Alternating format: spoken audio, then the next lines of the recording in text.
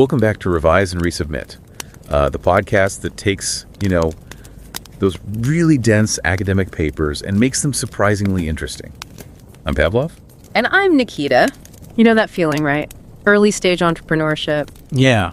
It's just this wild, emotional ride. Oh, absolutely. 1 minute you think you've cracked it, you're flying high. Yeah, like closing a big deal, feeling totally invincible. And the next, something unexpected hits a bug, a legal issue. And suddenly you're right down in the dumps. It feels incredibly personal, doesn't it? It really does. And when that anxiety or, frustration hits you or your co-founder, what's the standard advice? Usually something like, take a deep breath, stay positive. Exactly. Just calm down. Suppress it, basically. That's what most HR guides might suggest. But what if it's actually the worst thing you could possibly do? What if telling people to mask those real negative feelings damages the team in the long run? Like, what if feeling anxious or even angry isn't a problem, but data? Yeah. Critical information. That exact paradox is explored in this really fantastic piece of research we're looking at today. And this isn't just some opinion piece. Our discussion summarizes an article from the Strategic Entrepreneurship Journal. Which, yeah, for anyone following academic journals, that's an FT50 listed one. Super prestigious, known for really rigorous peer review. The quality of the research is just top-notch. It gives us such a clear window into how organizational culture starts. The paper's called Don't Calm Down: How Effective Climate Emerges in Startups. And it's by a great team, Marius Jones. He's at NHH Norwegian School of Economics in Bergen, involved with strategy and management, the Center for Applied Research, and the Administrative Research Institute there. Quite a few hats. And Elizabeth Norman, also NHH, and the University of Bergen Psychology Department. Plus, Therese Eaglin and Vidar Shai, both back in strategy and management at NHH. We really want to encourage you, honestly, whether you usually dive into academic papers or not. Please do try and find time to read this one. It's so well crafted, so thorough. The link is right there in the show notes. Seriously, check it out. So our plan today is to kind of walk through this paper's journey. Yeah, especially if you're maybe new to reading research or thinking about doing your own. We'll cover the theory behind it, how they actually did the research, the methodology, and the really key findings. We'll try to break it down simply, without too much jargon. Okay, so theory first. The main concept is something called effective climate. Effective climate. Okay, what does that mean in simple terms? Think of it as the invisible emotional rules of a team. Rules, like Yeah. written down somewhere. No, more like unwritten rules. The shared understanding about which emotions are okay to, feel, express, use, even regulate. So it dictates what you show and what you maybe have to hide. Precisely. And the specific aspect they focus on was authenticity. High authenticity. High authenticity, meaning people feel free to show how they really feel, good or bad. Exactly that, without worrying about being judged or penalized. And other research hints this is really important. How so? Well, it seems to boost team creativity and also helps prevent burnout, which is huge. Okay, but why study startups? They seem so chaotic compared to, say, a big established company. Wouldn't that be easier? But the chaos was kind of the point. Really? Yeah. Startups usually have small teams, the hierarchy isn't rigid, and they face what the paper calls existential uncertainty. Existential uncertainty. Like, will we still be here next year? Exactly. That kind of intense pressure just magnifies all the emotional stuff. Okay, I see. High stakes, close working relationships. Yeah. It means the norms around emotions, how you react when someone's stressed, for instance, gets set in stone really, really fast. So those first interactions, those early emotional responses, they can actually shape the culture permanently, like path dependence. That's the idea. They needed to capture that moment of emergence, how the climate actually formed. Right, you can't just ask people years later how it started. Exactly.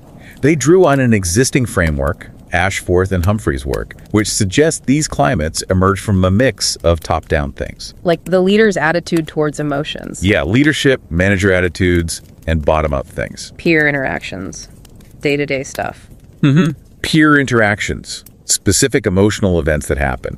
To really get that interplay, they had to watch it unfold over time. Which leads us nicely into how they actually did the research. The methodology sounds incredibly thorough. It really was. They used a longitudinal multiple case study. That means following several cases over a long period. And how long are we talking? They tracked 5 early-stage tech startups for over 22 months. nearly 2 years. Wow, 2 years. That's a serious commitment. It is, but that duration is key. Collecting data in real time as things happen. It avoids that problem of people trying to remember things accurately later on, or maybe spinning a story. Precisely. We all do that, right? Yeah. Post-rationalize. This method gets closer to the messy reality as it happens. And they were careful about which startups they picked. They had clear criteria. Yeah. Small teams, 3 to 9 people. Young companies, 2 to 3 years old, little revenue. And similar industries, digital businesses. So they could make fair comparisons between them. Makes sense. And they didn't just rely on one type of data. They used triangulation. Triangulation, meaning? Using multiple sources to get a fuller picture. So first, participant observation.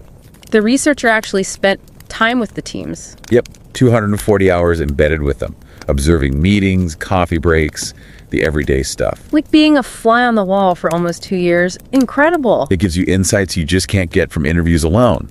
But they did interviews too, a lot of them. How many? 96 semi-structured interviews, adding up to about 94 hours of recordings. And importantly, they did them in multiple rounds. Why multiple rounds? To track changes over time, see how things developed, and also to clarify things they observed that maybe didn't match what people said. Catching those little contradictions. Smart. And one more thing, member checks. What are those? Basically taking their initial findings and interpretations back to the people in the startups. To see if it rings true. Like, does this sound like what's actually going on here? Exactly. It's a way to validate the analysis. This whole rigorous process allowed them to clearly see differences emerge. And they found clear patterns. Yes. 2 startups, ApexR and AlphaFlow, developed that high authenticity climate we talked about. 2 others, Logo and Midfirm, ended up with low authenticity. Okay, so now the really fascinating part. How did ApexR and AlphaFlow manage it? What were they doing right? They identified 3 key mechanisms, ways these teams handled emotions differently. Let's break them down. What's the first one? Mechanism 1 involves the interaction between positive and negative emotions and relationships. This sounds a bit counterintuitive at first. How so? Well, they found that a foundation of strong, positive feelings, frequent laughter, people feeling like a genuinely great team, enjoying the work, acted as a kind of psychological buffer. A buffer. So does that just mean everyone has to be happy all the time? That seems unrealistic in a startup. No, not at all. The positivity isn't about avoiding conflict, it's about creating a safety net. Ah, okay. So if the general vibe and the relationships are good, Then when someone does express frustration or maybe give some harsh feedback on an idea, it doesn't feel like a personal attack. It feels more constructive. exactly. It creates the necessary space for people to be candid, even critical, without damaging relationships. The positive foundation absorbs the shock, you could say. So it's not about zero friction, but having a base strong enough for productive friction. Precisely. There's a great quote from someone in one of the successful teams. They said they loved having their work challenged, even slaughtered, Really? Why? because they saw resistance as like fuel for my engine. They trusted the critique was about the work, not about them, because the underlying relationship was solid. That's a powerful distinction. Okay, mechanism 1.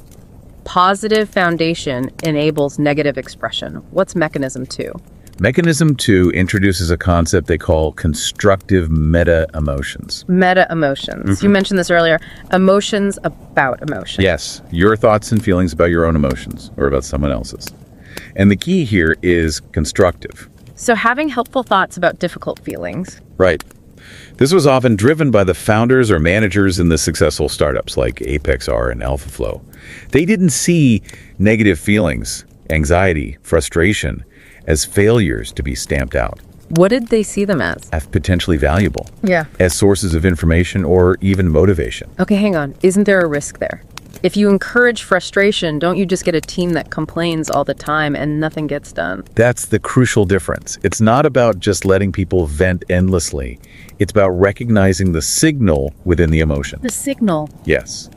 If someone's anxious, maybe that anxiety is pointing to a real risk in the business model that needs attention. If someone's angry, maybe that anger highlights a process that's broken and inefficient. So instead of thinking, oh no, stress is bad, hide it, the leader thinks, okay, the stress is telling us something important. Exactly. The CEO of AlphaFlow had this amazing phrase. He described high arousal negative emotions as positively unpleasant. Positively unpleasant. That's interesting. Yeah. He embraced the stressful nerve of the work. And because of that mindset, if a colleague seemed anxious, They wouldn't avoid them. They'd lean in, try to understand what the anxiety was signaling. Precisely.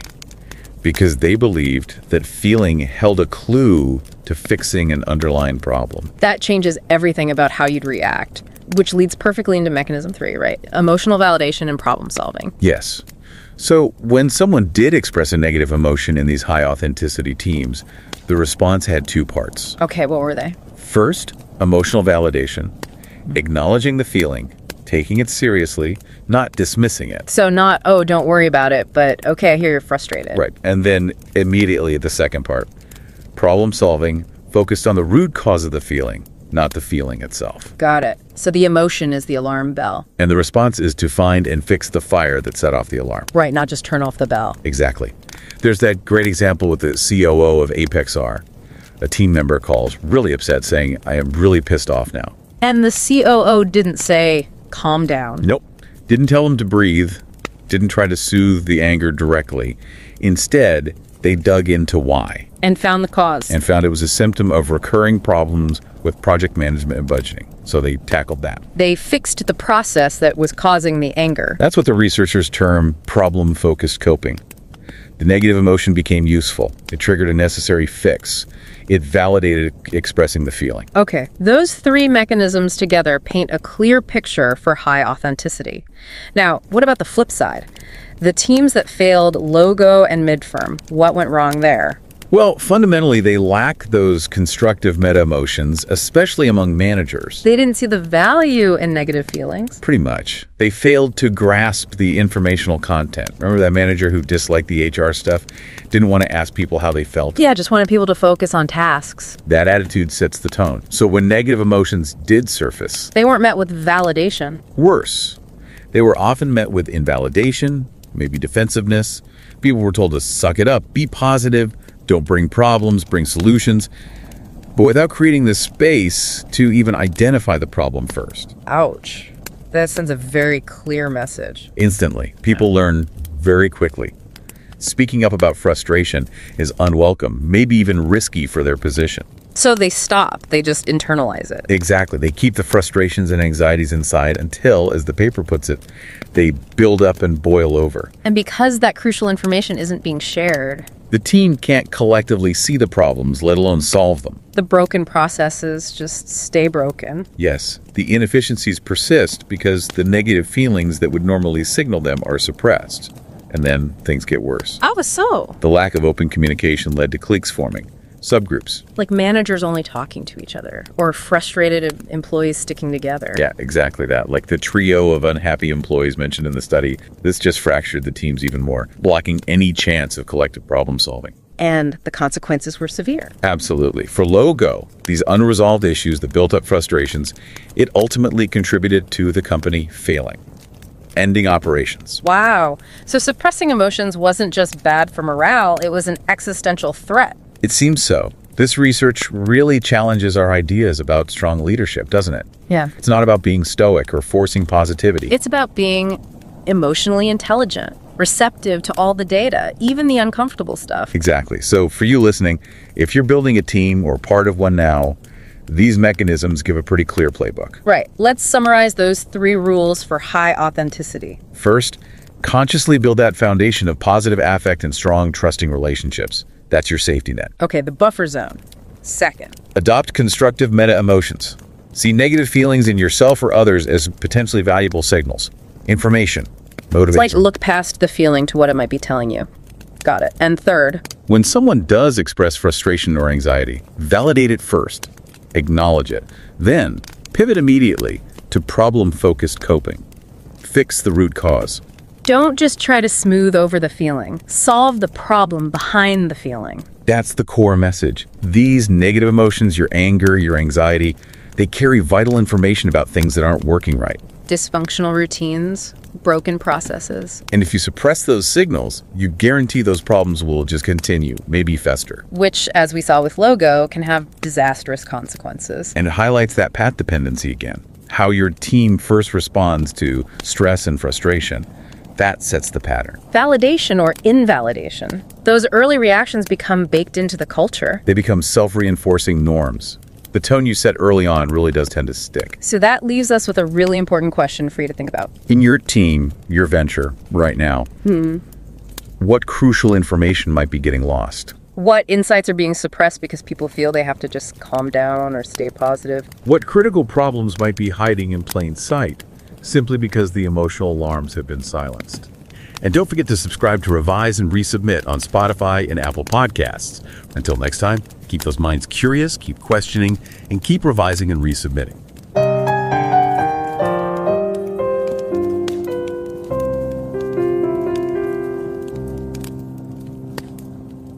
Revise and রিসাবমিটে স্বাগতম। আমি Pavlov. আর আমি নিকিতা। ভাবুন তো একবার, একটা নতুন স্টার্টআপের সেই উত্তেজনা, আবার অনিশ্চয়তা, একদিকে সাফল্যের আনন্দ, অন্যদিকে ব্যর্থতার ভয়। ইনভেস্টর যদি না বলে দেয়, মানে পুরো একটা ইমোশনাল রোলার কোস্টার।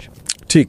কিন্তু এই যে এত তীব্র আবেগ, এর মধ্যে দলের লোকেরা একে অন্যের সাথে কিভাবে কথা বলে, আচরণ করে, কিভাবে তৈরি হয় তাদের আবেগ দেখানোর নিজস্ব একটা ধরন, একটা সংস্কৃতি। আজ আমরা ঠিক এই ব্যাপারটা নিয়ে কথা বলবো। মানে একেবারে নতুন স্টার্টআপগুলোতে কিভাবে একটা স্বাস্থ্যকর আবেগিক পরিমণ্ডল, যাকে ইংরেজিতে বলে অ্যাফেক্টিভ ক্লাইমেট, বা সহজ করে বললে আবেগ প্রকাশের একটা সুস্থ সংস্কৃতি, সেটা কিভাবে গড়ে ওঠে। আমাদের এই আলোচনাটা কিন্তু একটা চমৎকার গবেষণাপত্রের উপর ভিত্তি করে তৈরি। গবেষণাপত্রটার নাম হলো don't come down, how effective climate emerges in startups. হ্যাঁ, খুব ইন্টারেস্টিং টাইটেল। স্ট্র্যাটেজিক এন্টারপ্রেনিয়রশিপ জার্নালে, এটা কিন্তু ফিনান্সিয়াল টাইমস স্বীকৃত সেরা 50টা জার্নালের তালিকায় আছে, মানে FT50 লিস্টেড। কাজেই বুঝতেই পারছেন বেশ উঁচু মানের একটা গবেষণা। এর লেখকরা হলেন মারিয়াস জোনস, তিনি NIH Norwegian school of economics এবং আরও কয়েকটা প্রতিষ্ঠানের সাথে যুক্ত। তারপর এলিজাবেথ নরম্যান, তিনিও NIH R university of বর্গেনের। Therese এগেল্যান্ড এবং ভিদার শাই, দুজনেই NIH নরওয়েজিয়ান স্কুল অফ ইকোনমিক্সের। মানে বেশ অভিজ্ঞ একটা গবেষক দল। আমরা সবাইকে আন্তরিকভাবে অনুরোধ করব, এই যে এত যত্ন করে লেখা আর এত কঠিনভাবে রিভিউ করা, মানে পিয়ার রিভিউড, এই গবেষণাপত্রটা পড়ার জন্য একটু সময় বের করতে। অবশ্যই পড়া উচিত। হ্যাঁ, এর লিঙ্কটা শো নোটসে দেওয়া আছে। এটা পড়লে আজকের আলোচনাটা বুঝতেও অনেক সুবিধে হবে, বিশেষ করে যারা একাডেমিক রিসার্চের জগতে নতুন, বা ধরুন নিজের গবেষণা সবে শুরু করতে চলেছেন। তাদের জন্য আমরা চেষ্টা করব এই রিসার্চ পেপারটার মূল দিকগুলো, যেমন এর পেছনের থিওরিটা কি, কিভাবে ডেটা সংগ্রহ করা হলো, রেজাল্ট কিভাবে বিশ্লেষণ করা হলো, আর পুরো মেথোডোলজি বা পদ্ধতিটা কি ছিল, এগুলো যতটা সম্ভব সহজ ভাষায় বলতে, যাতে পুরো প্রক্রিয়াটা ধরতে সুবিধে হয়। আচ্ছা, তাহলে প্রথমেই একটু পরিষ্কার করে নেওয়া যাক, এই যে আবেগিক পরিমণ্ডল বা এফেক্টিভ ক্লাইমেট বলছি, এটা আসলে কি বোঝায়? মানে কর্মক্ষেত্রে এটা কেন এত জরুরি? খুব ভালো প্রশ্ন। মানে সহজ করে যদি বলি, এটা হলো একটা টিমের মধ্যে আবেগ অনুভব করা, সেটা প্রকাশ করা, আর সেটাকে ম্যানেজ করা। এই সব কিছুর ব্যাপারে দলের সদস্যদের মধ্যে গড়ে ওঠা কিছু অলিখিত নিয়ম বা একটা সম্মিলিত ধারণা। অলিখিত নিয়ম, আচ্ছা।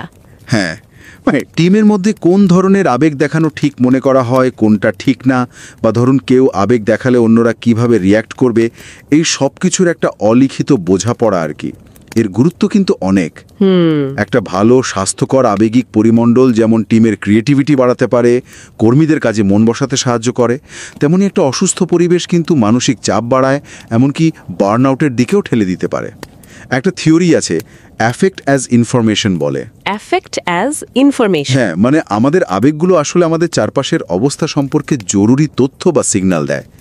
গবেষকরা অবশ্য নানা ধরনের আবেগিক পরিমণ্ডলের কথা বলেছেন, তবে পার্ক আর শেও নামে দুজন গবেষক দুটো মূল মাত্রা বা ডাইমেনশনের কথা বলেছেন, যেটা বোঝাটা খুব জরুরি। দুটো মাত্রা কি কি সেগুলো?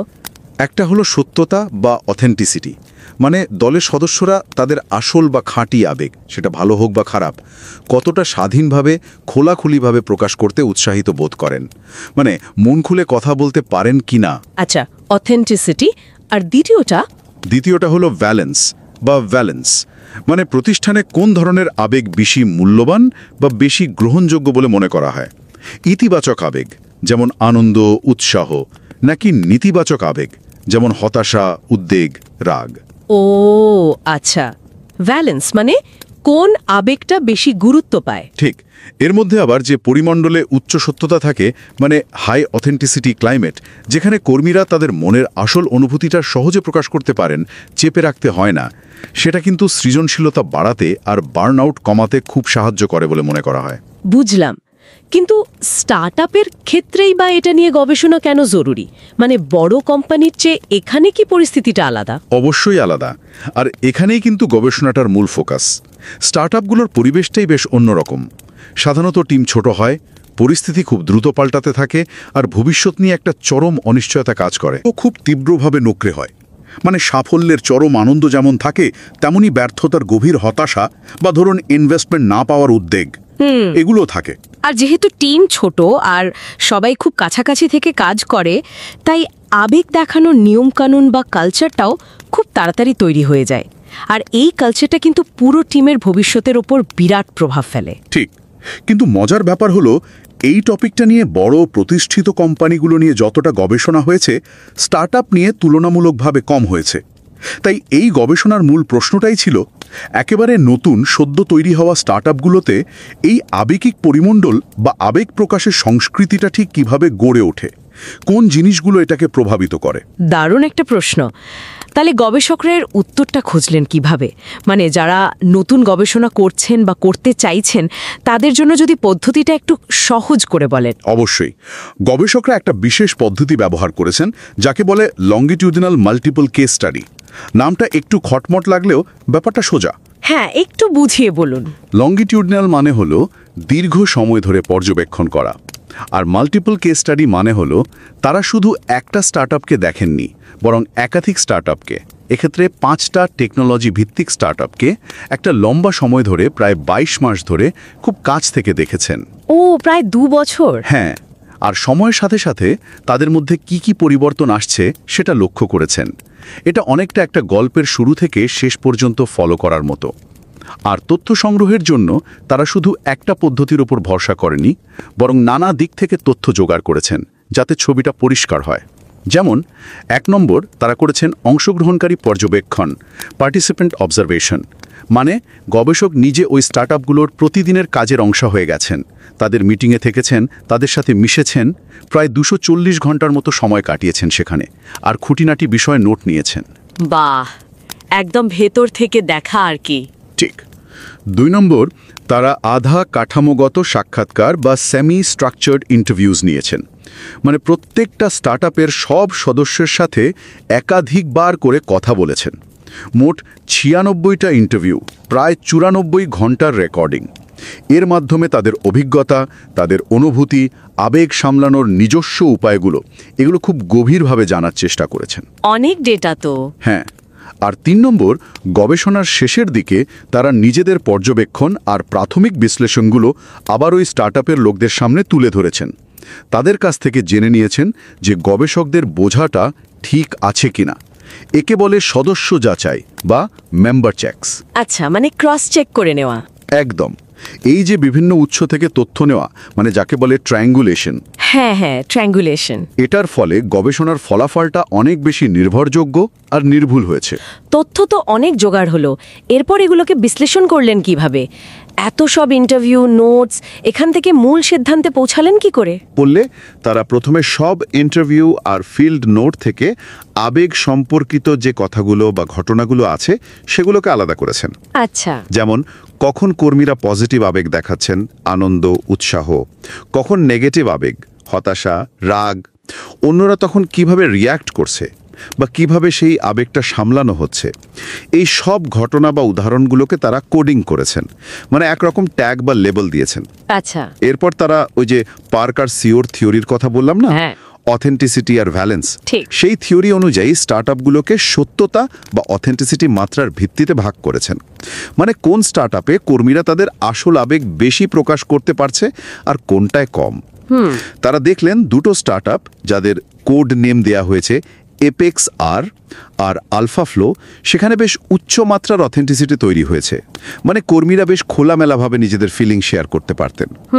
ভালো। আর অন্য 2টো স্টার্টআপ লোগো আর মিড ফার্ম, সেখানে কম মাত্রার অথেন্টিসিটি তৈরি হয়েছে। মানে সেখানে আবেগ চেপে রাখার প্রবণতাটাই বেশি ছিল। আর আরেকটা স্টার্টআপ ছিল মেডপার্ফ, সেটা একটু মাঝামাঝি অবস্থায় ছিল, তাই তুলনার সুবিধার জন্য সেটাকে ফাইনাল অ্যানালিসিস থেকে বাদ দেওয়া হয়েছে। আচ্ছা, তাহলে দুটো গ্রুপ পাওয়া গেল, হাই অথেন্টিসিটি আর লো অথেন্টিসিটি। হ্যাঁ, এরপর গবেষকদের মূল কাজ ছিল এটা বোঝা যে কেন এই পার্থক্যটা হলো, কেন কিছু স্টার্টআপে এত খোলামেলা পরিবেশ তৈরি হলো আর কিছুতে হলো না। এখানেই দুটো খুব গুরুত্বপূর্ণ কনসেপ্ট তাদের সাহায্য করেছে। একটা হলো মেটা ইমোশন। মেটা ইমোশন এটা কি? মেটা ইমোশন মানে হলো নিজের বা অন্যের আবেগ নিয়ে আমাদের নিজস্ব চিন্তা বা অনুভূতি। যেমন আমি কি মনে করি রাগ করা খারাপ, বা টেনশন করা কি কাজের জন্য ভালো না খারাপ, মানে আবেগ নিয়ে আমাদের নিজেদের অ্যাটিটিউড আর কি। ও আচ্ছা, আবেগ নিয়ে আমাদের আবেগ বা ধারণা। ঠিক। আর দ্বিতীয় কনসেপ্টটা হলো আন্তঃব্যক্তিক আবেগ নিয়ন্ত্রণ, ইন্টারপার্সোনাল ইমোশন রেগুলেশন। মানে আমরা অন্যের আবেগের প্রতি কিভাবে প্রতিক্রিয়া দেখাই। বিশেষ করে কেউ যখন আবেগ প্রকাশ করে আমরা কি সেটাকে গুরুত্ব দিই, যাকে বলে ভ্যালিডেশন, নাকি পাত্তা না দিয়ে উড়িয়ে দিই, মানে ইনভ্যালিডেশন। এই দুটো জিনিসই কিন্তু মূল পার্থক্যটা গড়ে দিয়েছে। এখানেই তাহলে আসল ব্যাপারটা লুকিয়ে আছে। দারুণ ইন্টারেস্টিং। তাহলে এবার কারণগুলো জানা যাক। ঠিক কি কি কারণে ওই এপেক্সার আর অ্যালফা ফ্লোতে হাই অথেন্টিসিটি তৈরি হলো আর লোগো মিড ফর্মে হলো না? ঠিক। গবেষকরা মূলত তিনটে প্রধান কারণ বা বলতে পারেন প্রক্রিয়া, মেকানিজম খুঁজে পেয়েছেন যা এই পার্থক্যটা তৈরি করেছে। প্রথম কারণটা হলো পজিটিভ আর নেগেটিভ আবেগের মধ্যে একটা মিথস্ক্রিয়া বা ইন্টারঅ্যাকশন। মানে ভালো আর খারাপ আবেগের মধ্যে সম্পর্ক। যে স্টার্টআপগুলোতে ওই হাই অথেন্টিসিটি তৈরি হয়েছিল, মানে এপেক্সার আর অ্যালফা ফ্লো, সেখানে একটা মজার জিনিস দেখা গেছে। কর্মীরা শুধু যে নেগেটিভ আবেগই প্রকাশ করতেন তা না, বরং তারা প্রায়শই পজিটিভ আবেগও, যেমন কাজের আনন্দ, টিমের সাকসেস নিয়ে উৎসাহ, এগুলোও অনুভব করতেন। আর তাদের নিজেদের মধ্যে সম্পর্কগুলোও খুব ভালো, বেশ স্ট্রং ছিল।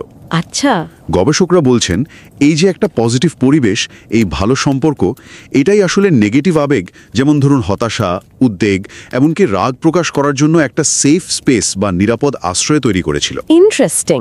ভাবুন, যখন টিমের মধ্যে একটা ভালো বন্ধুত্ব থাকে, বেশিরভাগ সময় হাসি খুশি বা উৎসাহের ভাব বিনিময় হয়, তখন যদি কেউ হঠাৎ করে কোনো বিষয় নিয়ে একটু ফ্রাস্ট্রেশন দেখায় বা বিরক্ত হয়, অন্যরা সেটাকে ততটা বিপজ্জনক বা অস্বাভাবিক বলে মনে করে না, বরং সেটাকে আলোচনার একটা সুযোগ হিসাবে দেখে। ঠিক।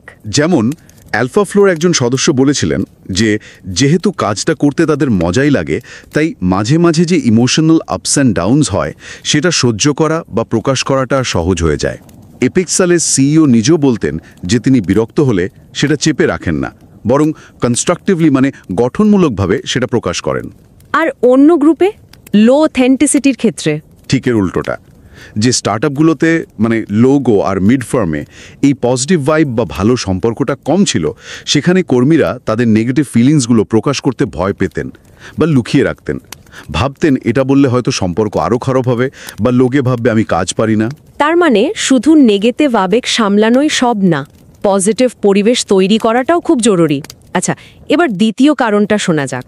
দ্বিতীয় কারণটা হলো গঠনমূলক মেটা ইমোশনস। কনস্ট্রাকটিভ মেটা ইমোশনস। এই মেটা ইমোশন মানে আবেগ নিয়ে আমাদের ধারণা, সেটা কিভাবে কাজ করলো।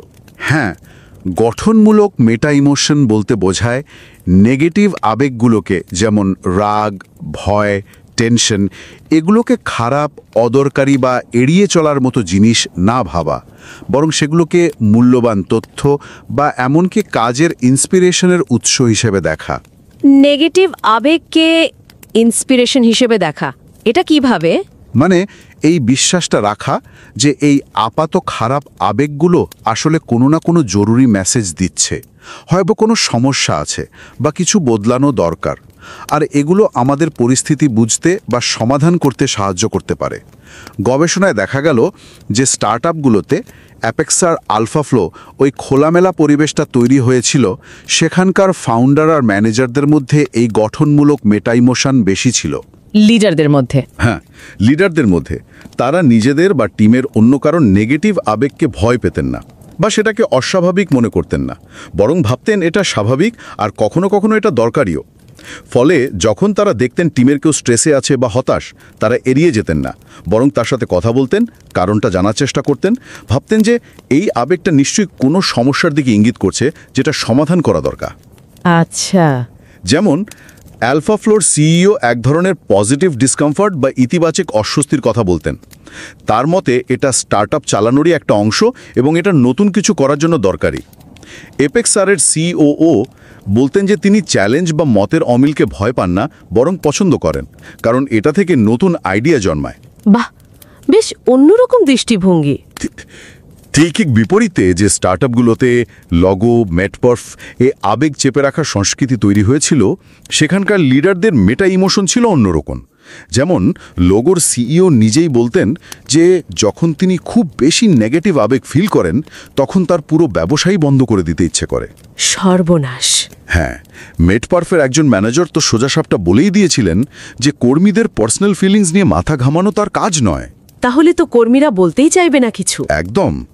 লিডারদের এই ধরনের অ্যাটিটিউড পুরো টিমের মধ্যে আবেগ নিয়ে খোলাখুলি আলোচনা করার পথে বিরাট বাধা তৈরি করে। কর্মীরা বুঝে যায় যে তাদের অনুভূতি এখানে ওয়েলকাম নয়। তার মানে লিডারদের নিজেদের আবেগ সংক্রান্ত মানসিকতাই এখানে একটা বড় ভূমিকা রাখছে। এবার তৃতীয় কারণটা, নিশ্চয়ই এই আবেগ প্রকাশের পর কি ঘটত তা নিয়ে, মানে যখন কেউ নেগেটিভ আবেগ প্রকাশ করত, তখন অন্যরা কিভাবে রিয়্যাক্ট করত। একদম ঠিক।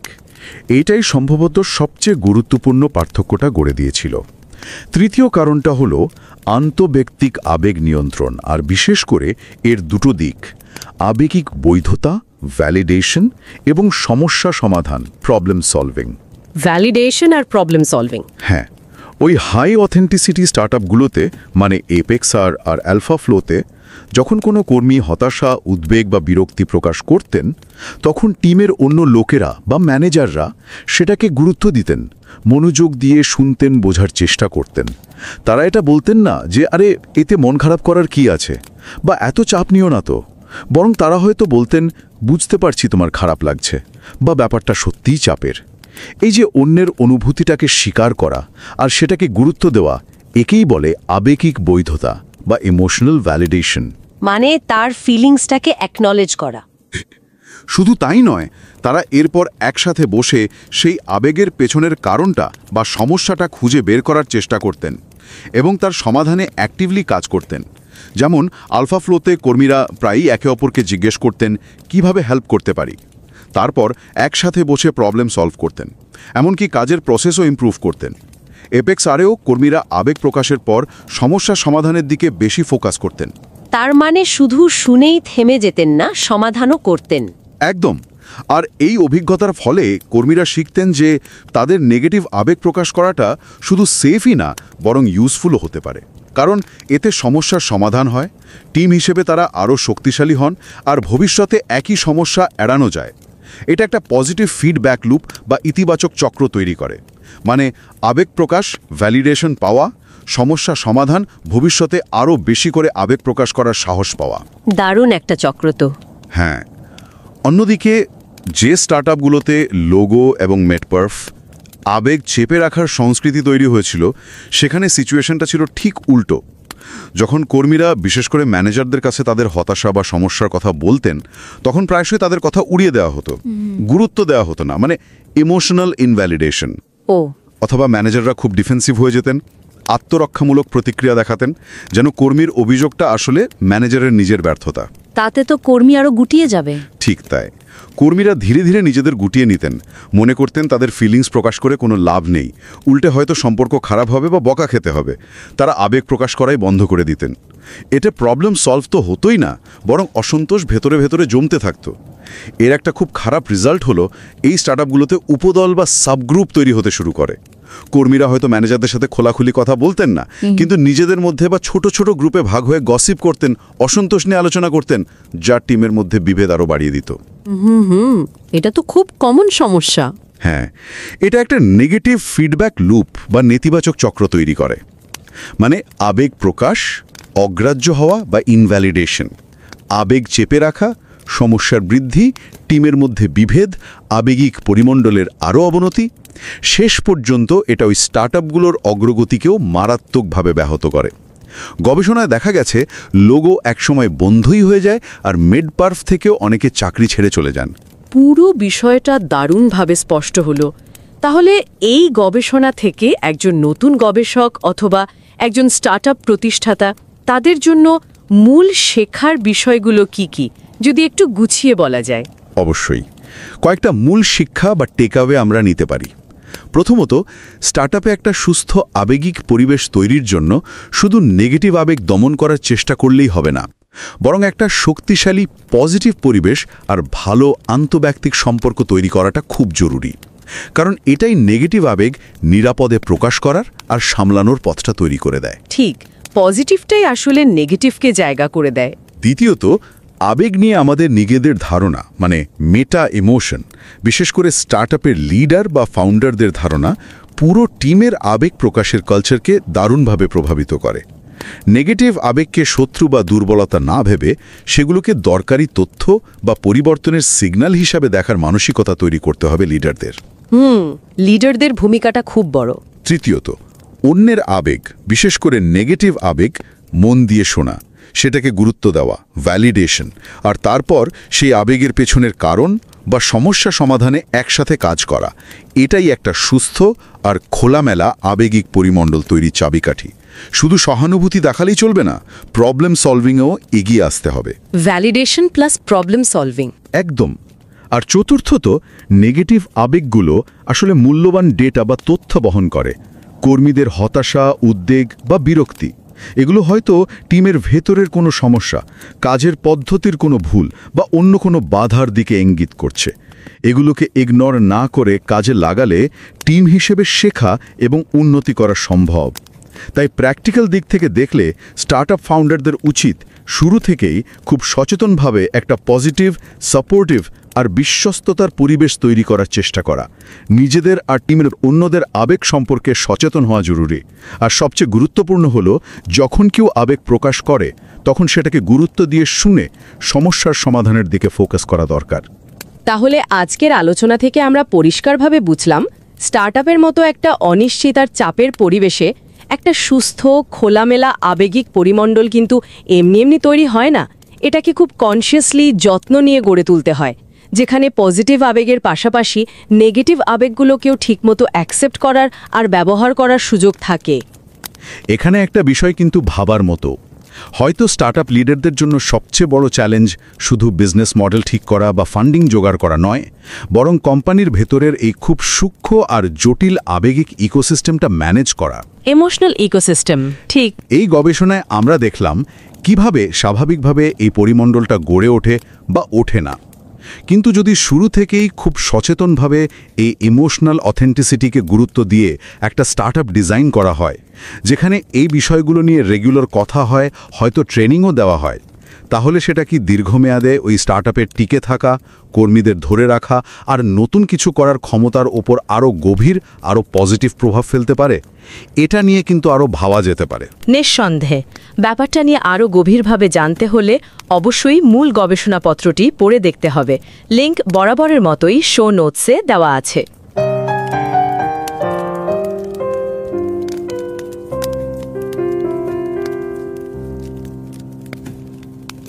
Forestille dette. I et selskap, der kan du få skikkelig ærlig tilbakemelding, nesten å bli slakta, ikke sant? Men alle vet det er godt ment, er liksom en del av kulturen for å bli bedre. Ja. Og så har du et annet selskap hvor frustrasjonen bare bygger seg opp. Folk snakker om problemene, men i små grupper, liksom, ingen tør å si det rett ut til sjefen i frykt for reaksjonen. Hva er det egentlig som skaper så utrolig ulike emosjonelle landskap på en arbeidsplass? Spesielt i helt nye bedrifter. Nettopp dette, altså hvordan det emosjonale klimaet gror frem, det er kjernen i en veldig fascinerende studie vi skal se litt nærmere på nå. Okay. Men se på hvordan disse normene for følelser, hva som er greit å føle og vise og snakke om, faktisk oppstår i startups. Det handler om de uskrevne reglene for følelser på jobb. Og dette er jo ikke bare synsing, det er basert på en skikkelig grundig forskningsartikkel. Ja, det stemmer. Og det er jo et ganske anerkjent tidsskrift. Det står faktisk på den der FT50-listen. Altså en liste over de viktigste tidsskriftene innen business og ledelse. Absolutt, et topptidsskrift. Artikkelen heter Don't Calm Down. How Affective Climate Emerges in Startups. Litt fengende titel da. Ja, det er det. Og forfatterne er Marius Jons, Elisabeth Normann, Therese Egeland og Vidar Skei. Ok. Alle knyttet til Institutt for strategi og ledelse ved NHH, Norske Handelshøyskole. Og Elisabeth Normann, hun også tilknyttet Institutt for samfunnspsykologi ved Universitetet i Bergen. Så det solid norsk forskning, rett og slett. Absolutt. Og vi vil virkelig oppfordre deg som lytter, enten du abonnerer på kanalen vår eller ikke, til å faktisk ta deg tid til å lese denne artikkelen selv. Den fagfellevurdert og skikkelig gjennomarbeidet. Ja, enig. Du finner en lenke i notatene til denne samtalen. Jeg tror den spesielt nyttig hvis du kanskje i starten av din egen forskningsreise, og lurer litt på hvordan sånn forskning faktisk foregår. Hvordan man går fra en idé til et ferdig publisert arbeid. Nettopp. Den gir et veldig godt innblikk i selve prosessen. Men la oss kanskje starte med kjernen da. Hva egentlig dette affektive klimaet som de snakker om? Ja, hva legger de det i begrepet? Tenk på det som den felles forståelsen i en gruppe, ofte litt sånn uuttalt, ikke sant? Om hvilke følelser som passende å føle, og ikke minst å vise. Ok. Er det greit å vise frustrasjon, for eksempel? Eller oppmuntres entusiasme? Eller forventes det kanskje at man holder følelsene litt for seg selv? Og dette klimaet, det påvirker jo egentlig alt mulig. Kreativitet, hvordan man samarbeider, stressnivå, utbrenthet. Og en viktig del av dette vel det de kaller autentisitet. Altså om folk føler at de kan vise sine ekte følelser. Helt sentralt. Det jo en enorm forskjell på å måtte liksom klistre på seg et smil fordi jobben krever det, og det å føle seg trygg nok til å vise både genuin glede, men også genuin frustrasjon eller bekymring. Ja. Og i startups der det jo ofte mye usikkerhet, ikke sant? Små team som jobber veldig tett, og mye står på spill. Da blir disse følelsesprosessene på en måte forsterket. Klimaet formes gjerne veldig raskt. Så forskerne ville altså finne ut hvordan dette klimaet, disse uskrevne reglene, faktisk blir til. Ikke bare hva det men hvordan det oppstår. Akkurat. Det var kjernespørsmålet. Hvordan oppstår affektive klimaer i tidlig fase startups? De ville forstå selve prosessen bak dannelsen av disse normene. Spennende. Og for å gjøre det, så bygdet de jo på kunnskap som allerede fantes. Slik man alltid gjør i forskning, ikke sant? Ja, hva slags teori eller ideer bygget de på? De trakk blant annet på en idé som kalles affekt som informasjon. Ok. Den tanken om at følelsene våre ikke bare støy, liksom, men at de faktisk gir oss viktige signaler. Sinne kan jo fortelle oss at noe urettferdig. Frykt kan signalisere en trussel. Logisk. De så også på tidligere forskning som ofte har skilt mellom positive og negative klimaer. Men her ville de gå litt dypere enn bare positivt versus negativt, forstår jeg? Ja, de brukte en modell som ser på 2 dimensjoner. Den ene autentisitet, som vi snakket om. Kan man vise ekte følelser? Ja. Og den andre valens. Hvilke følelser det som värderes? Det de positive eller de negative? Men selv om vi visste at ulike klimaer finnes, så visste man faktisk overraskende lite om hvordan de formes, spesielt da i startups, hvor ting skjer fort, og de tidlige mønstrene kan liksom feste seg. Det man kaller stiavhengighet. Så hvordan grep de det an, rent praktisk? Hvordan studerer man noe som følelsesnormer i praksis? Dette jo interessant for alle som kanskje lurer på hvordan forskere jobber. Ja, ikke sant? De valgte en metode som veldig god for å fange opp prosesser over tid. Det kalles en longitudinell multiple case-studie. Ok, hva betyr det? Det betyr rett og slett at de fulgte flere bedrifter, 5 teknologistartups her i Norge, ganske tett over en lang periode. Hele 22 måneder faktisk. Og det sånn som størrelse, alder, type bransje. Slik at de lettere kunne sammenligne dem etterpå, og prøve å finne ut hvorfor de utviklet ulike følelsesklimaer. De hadde litt artige navn også. ApexR, AlphaFlow, Midfirm, Logo og MedPerf. Ja, og de drev med litt forskjellig. Alt fra boksalg og crowdfunding til markedsføring og klær. Ok. Men hvordan fikk de tak i informasjonen da? Om hva som faktisk foregikk inne i disse bedriftene? Her brukte de noe som heter triangulering. Det et viktig prinsipp i kvalitativ forskning. Triangulering? Ja, det betyr egentlig bare at man bruker flere ulike metoder for å få et mer komplett og pålitelig bilde av situasjonen. Smart. Hva slags metoder? For det første så var en av forskerne faktisk inne i bedriftene, observerte møter, det daglige arbeidet, i timevis. Over 240 timer totalt. Oi! Det gir jo innsikt i hva folk faktisk gjør, ikke sant? Ikke bare hva de sier at de gjør. Det bygger også tillit. Ja, det kan jeg tenke meg. Observasjon også. Hva mer? I tillegg gjennomførte de dybdeintervjuer med alle ansatte, og det gjorde de i flere runder i løpet av de 22 månedene. Alle ansatte? Ja, nesten 100 intervjuer til sammen. Det ga dem jo muligheten til å høre alles perspektiv og se hvordan ting kanskje endret seg over tid. Grundig. Ja, og for å sikre at forskerne hadde tolket ting riktig. Så observasjon, intervjuer med alle over tid, og en sjekk tilbake med deltakerne. Det høres jo veldig solid ut, men så sitter man der da, med alt dette materialet, notater, utskrifter fra intervjuer. Hvordan analyserer man det? Det må jo være enorme mengder. Ja, det er det. Men det finnes heldigvis systematiske måter å jobbe med sånt kvalitativt materiale på. De gikk veldig grundig gjennom alt, nesten linje for linje. Ok. Og så lette de etter mønstre. Hvordan ble følelser uttrykt? Hvordan ble de håndtert? De så både på direkte ord som sint eller glad, men også på mer subtile hint i språket og i observasjonene. Og så begynte de å sammenligne bedriftene? Nettopp. Og da så de ganske tydelige forskjeller. 2 av selskapene, Apex R og AlphaFlow, de utviklet et klima med det forskerne kalte høy autentisitet. Ja. Altså der folk i større grad tørte å vise ekte følelser. Mens 2 andre, Logo og Midfirm, de utviklet et klima med lav autentisitet. Og den 5.? Den 5., MedPerf, lå litt midt imellom. Så for å virkelig forstå hvorfor det ble sånn, så valgte de å fokusere analysen sin på kontrasten mellom de med høy og de med lav autentisitet. Det høres lurt ut, ja. Og se på kontrastene for å finne forklaringene. Og hva var det de fant? Hva var det som faktisk gjorde forskjellen mellom et klima der folk turte å være ærlige og ett der de, vel, ikke turte? De pekte på 3 viktige mekanismer, eller prosesser, som så ut til å jobbe sammen i de bedriftene som fikk til et klima med høy autentisitet. Altså Apex R og AlphaFlow. Ok, spennende. La oss ta dem en etter en.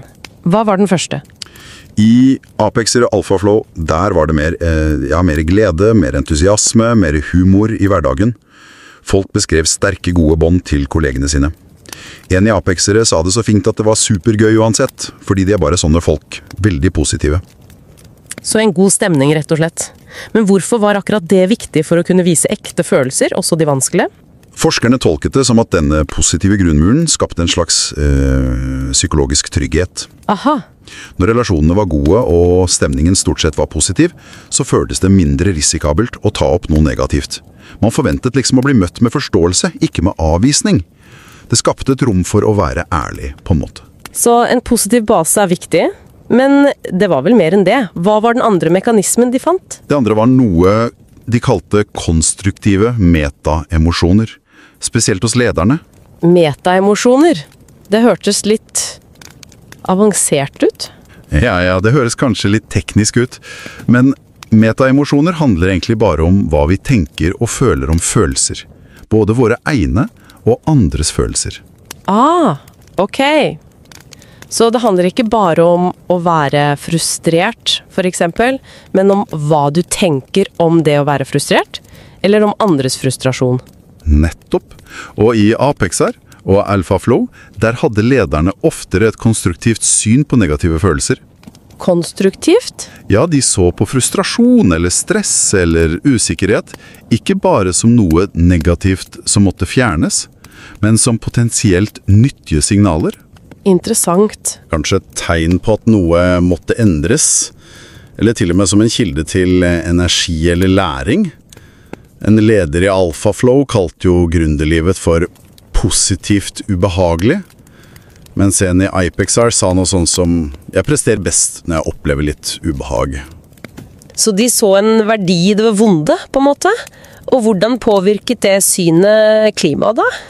Jo, det gjorde at lederne var mer tilbøyelige til å faktisk gå inn i situasjoner der ansatte viste negative følelser, i stedet for å kanskje trekke seg unna eller glatte over. De ble nysgjerrige, de spurte inn fordi de så en potensiell verdi i å forstå hva som lå bak følelsen. Og kontrasten var da de andre lederne? Ja, kontrasten var veldig tydelig til lederne i Logo og Midfirm. En av dem sa jo at han fikk lyst til å stenge ned hele dritten når det ble tøft. En annen mente at hvordan folk følte seg, det var liksom ikke hans bord, ikke noe HR-greier, som han sa. Oi, for en forskjellig holdning. Så ledernes tanker og følelser om følelser var helt avgjørende. Fascinerende. Ok, hva var den tredje mekanismen? Den tredje, og dette er kanskje den aller viktigste for å bygge selve autentisiteten, det var emosjonell validering som førte til felles problemløsning. Validering? Betyr det at man bekrefter følelsene? At det er greit å føle det man føler? Ja, nettopp. Det handler om å anerkjenne og ta den andres følelser på alvor, selv om du ikke nødvendigvis er enig i årsaken med en gang. Ok. Når noen i Apexier eller AlphaFlow uttrykte frustrasjon eller bekymring, så ble de typisk møtt med nysgjerrighet og anerkjennelse, ikke med avvisning eller at lederen gikk i forsvar.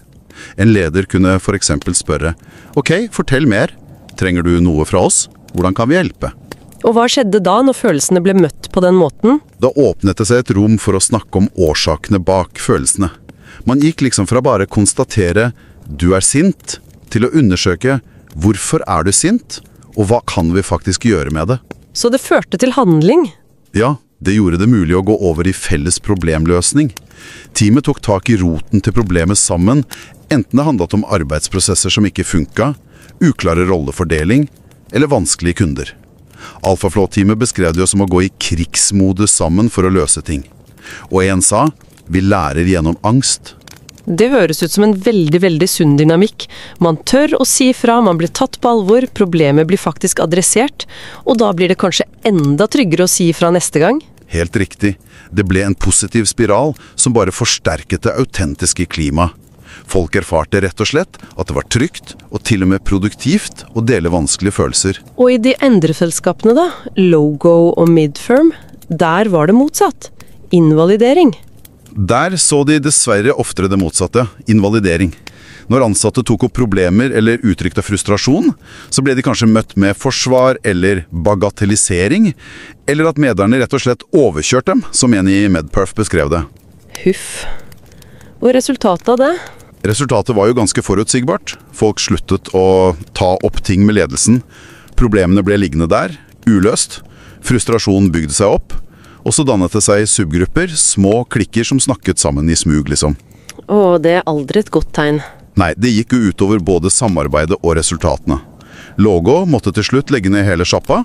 Medperf mistet nøkkelpersoner, og lederen i Logo innrømte jo at de aktivt unngåk å ta tak i problemene i frykt for konflikt. Så det er altså ikke nok med en positiv grunnstemning.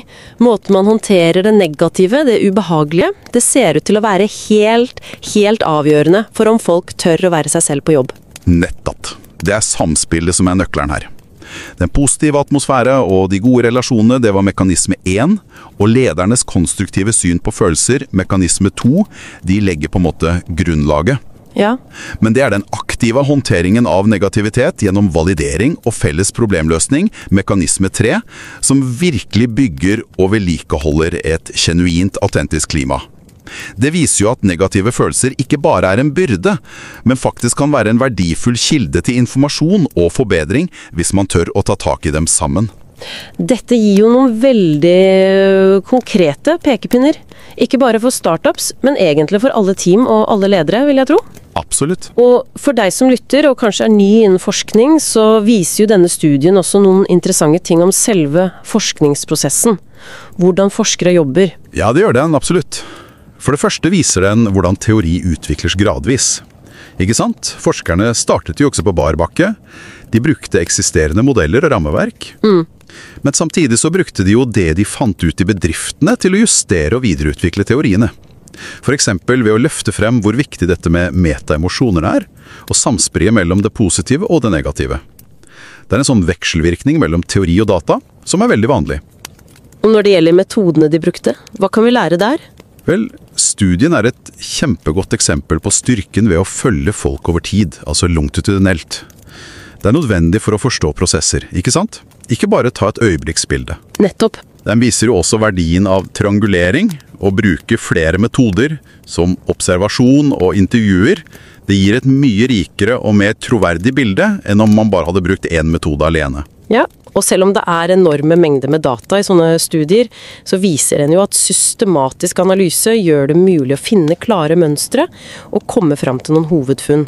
Det et skikkelig håndverk. Man ser jo også hvordan de bruker de rike beskrivelsene og sitatene fra deltakerne til å virkelig, levendegjøre funnene. Det blir ikke bare tørt og teoretisk. Nei, absolutt. De kvalitative dataene gir en dybde og en forståelse som tall alene sjelden kan gi, og det understreker hvor viktig det for forskere å bygge tillit og få tilgang til folks virkelige erfaringer, spesielt når det handler om litt sensitive temaer som følelser. Så selv om dette grunnforskning, akademisk forskning, så gir en veldig håndfaste råd til praksis. Uten tvil, anbefalingene fra studien egentlig ganske klare. Skap en positiv og trygg grunnstemning. Utvikle et syn på negative følelser som nyttige signaler. Ikke bare som støy som må dempes. Ja. Og kanskje viktigst av alt, møt negative følelsesuttrykk med validering, med nysgjerrighet og med en genuin vilje til å løse de underliggende problemene sammen. Det handler jo om å bygge en kultur der det trygt å være ærlig, også når ting vanskelig. Utrolig spennende innsikt i følelsenes rolle på jobb, spesielt i den intense startup-verden. Det gir et nytt perspektiv. Ja, absolutt. Og det leder oss kanskje til en siste tanke, noe å ta med seg videre. Denne studien så jo på de aller første årene i en startup. Men hva skjer med disse følelsesnormene når selskapet vokser seg større? Når ApexR eller AlphaFlow kanskje får mange flere ansatte, mer formelle hierarkier, nye avdelinger? Ja, godt spørsmål. Blir det tidige klima, enten det autentisk eller ikke, liksom sittende fast i veggene? Blir det en del av selskapets DNA? Eller kan et etablert følelsesklima praktisk endres i en større, mer moden organisasjon? Og i så fall, hvordan skjer det? Det definitivt noe å gruble videre på. Og husk, du som lytter, at du finner lenken til hele den originale forskningsartikkelen i notatene som følger med denne gjennomgangen, hvis du vil utforske dette mer. Tusen takk for at du lyttet!